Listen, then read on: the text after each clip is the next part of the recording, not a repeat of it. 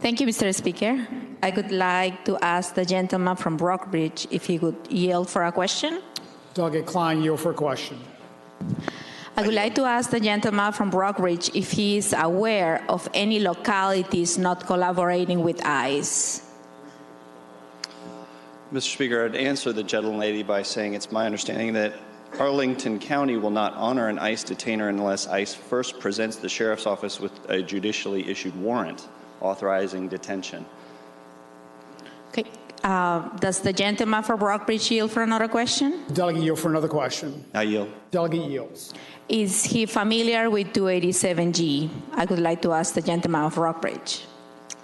Mr. Speaker, I'd answer the gentlelady by saying, yes, I'm very familiar with 287G because I prosecuted in Harrisonburg where that was used quite a bit, and many of the criminals who I prosecuted were illegal immigrants, and if not for 287G, they would have been released back into the community instead of being deported.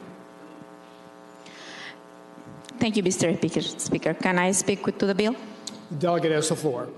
Well, first, Mr. Speaker, I would like to share with the ladies and gentlemen of this body that I strongly believe as an immigrant that this law will undermine the power of localities.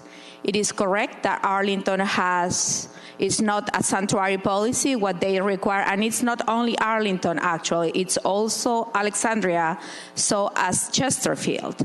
And what they require is like from any other crime, they will require from ICE a court order before they release the criminal. Now, the other thing that this law will do is that it will revive 287G. And as I describe my story in this country, because everybody is familiar that I was not born here, I was a victim of profiling in Prince William County as a resident when this law was implemented. What this law does, as the delegate from Arlington was describing, it creates fear among the communities, and I will have to carry my passport all the time to prove that I'm a citizen of this country, just because the way I look, or not because of my last name. I was actually profiled by law enforcement as undocumented, and I was questioned my property or the car that I was driving just because of my last name. So the delegate from Arlington is correct. This bill creates fear, and it also creates racial profiling. I still remember, as it was yesterday, when my daughter, my oldest daughter Pamela, she was 26, and I brought her along with me when I came to this country. And when she was 12, she came from school crying because her classmates' parents, who looked like us, were facing deportation. And she was afraid that I would be deported as well, and I was everything she had. I had to explain to her the difference in between being documented and undocumented. And I'm sure that every member of this body don't want their children to feel different. I had to explain my daughter, and she understood, and I was documented. However, after that day, everything that would go well in school, she will blame it where she came from, or she will blame it on her last name. And because of her, I'm here today speaking on this bill. For my children and the children and the grandchildren of the immigrants of this country. In the Commonwealth of Virginia, actually, with this bill, will be affecting 12% of the population in Virginia. We will be hurting 1 out of 6 Virginia workers who are immigrants. We'll be hurting 1/5 of small business owners who are immigrants in the Commonwealth. A few days ago, we were in a meeting celebrating and embracing diversity with the Hispanic Chamber of Commerce. And we all agree that Virginia was a place that welcomes diversity, and it takes pride of it. So my request from the body is to vote no to this bill that will create fear, that will create division, and will be against the will of the founding fathers of this country, who were proud of that diversity. And this was a nation of immigrants. And immigrants come to this country looking for opportunities like I did. like your parents did, like your grandparents did when they came to this country. So you vote no to this bill will be that you will be fighting for diversity and you will embrace it and not disrespect it. Thank you, Mr. Speaker.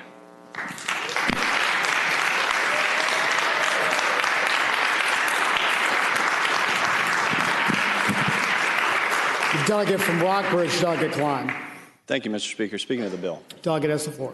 Mr. Speaker, I want to thank the gentlelady for her remarks, for her passion, and for her support for immigration. And for the topic of legal immigration, I share the gentlelady's support. I think we all recognize that the Commonwealth of Virginia should be welcoming to legal immigration. It makes our Commonwealth a better place. But to illegal immigration, we must stand up and defend the laws of the Commonwealth and the rule of law that fundamentally is the foundation of this Commonwealth. It's very timely that we're having this debate because right now in Washington, they are beginning a debate in the Senate on immigration reform, so that when we look at policies like the one announced back in November by the Department of Justice, that jurisdictions could lose access to certain federal law enforcement grants if they prohibit officials from communicating with ICE, if they block ICE from interviewing jail inmates, if they fail to notify ICE of the pending release of criminal aliens ICE is seeking to deport. Jurisdictions like Arlington are very much at risk of losing tens of thousands of dollars because they fail to enforce the laws of the Commonwealth and the laws of this country. What's most important is that we keep our communities safe and make sure that when it comes to crimes that sometimes are committed by illegal immigrants, that those can be avoided.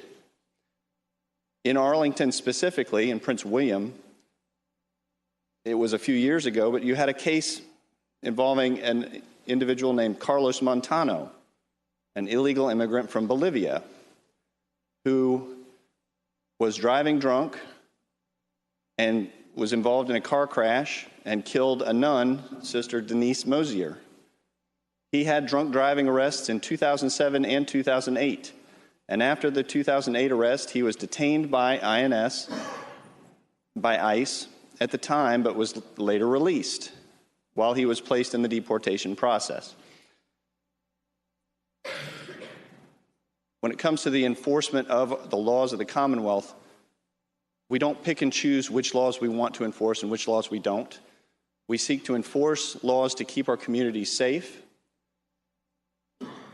and it's critical that we differentiate between legal immigration, which we support, and illegal immigration, which we must seek to end. So I hope it will be the pleasure of the House to engross the bill and pass it on to its third reading. Delegate from Prince William, Delegate Guzman.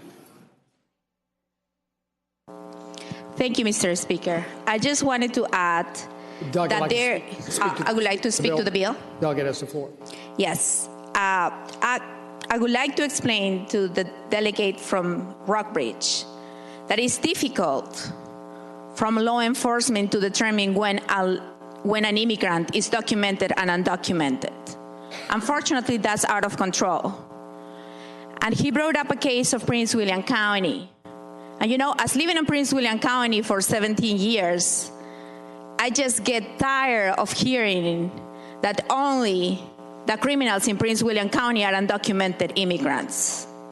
If you go and check on the webpage and look on the criminal percentage in Prince William County, undocumented criminals in Prince William County only represent 1.5%, and is the lowest among other races.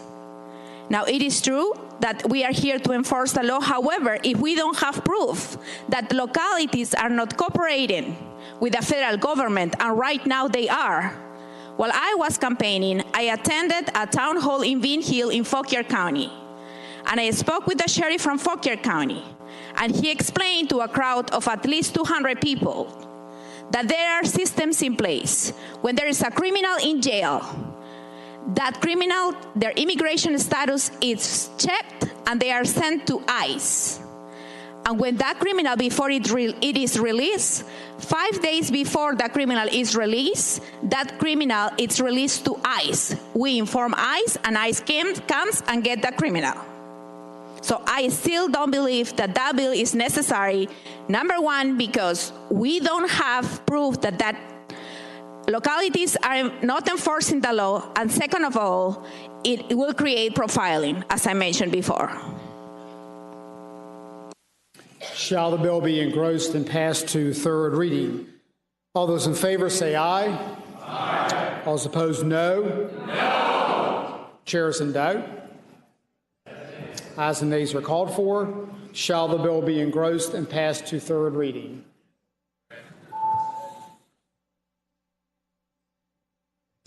Clerk will close the roll.